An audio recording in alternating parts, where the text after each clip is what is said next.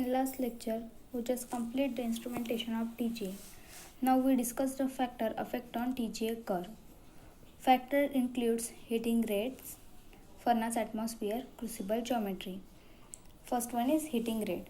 When a substance is heated at a fast heating rate, when we find an intermediate compound, we just avoid a fast heating to our sample or a substance.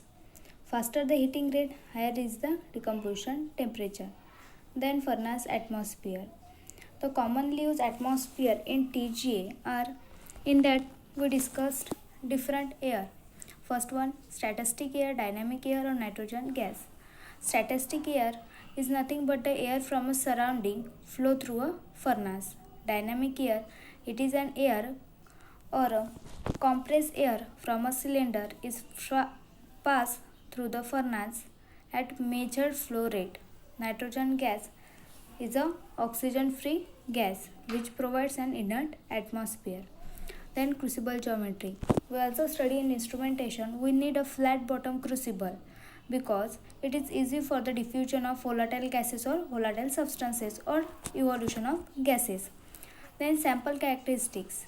Small quantity of sample we used. Then application of TGA. One of the most important application of TGA is the study of polymers. Also, TGA also help to estimate the product lifetime. TGA curves gives the information regarding to the chemical kinetics. Also, the dehydration pattern of a solids can be studied by TGA, and accurate drying or ignition temperature for inorganic precipitation can be determined